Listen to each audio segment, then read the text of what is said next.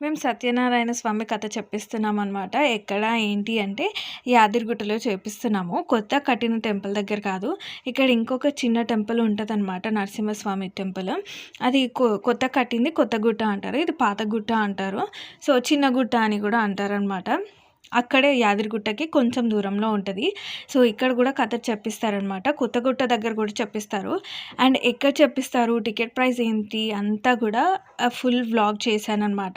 ఆ vlog link అయితే కింద ఇచ్చేస్తాను. So, watch it. దాంట్లో అంత ఇన్ఫర్మేషన్ ఉంటది. సో, ఎవరికైనా యూజ్ అవుతది అనుకుంటే ఆ వీడియో తప్పకుండా వాచ్ చేయండి.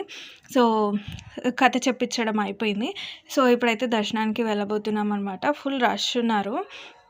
సో, ఈ టైంలో ఎక్కువ రష్ ఉంటారు కదా! సో, దర్శనం కూడా చాలా బాగా జరిగింది. ఇప్పుడైతే బయటకొచ్చేసామనమాట.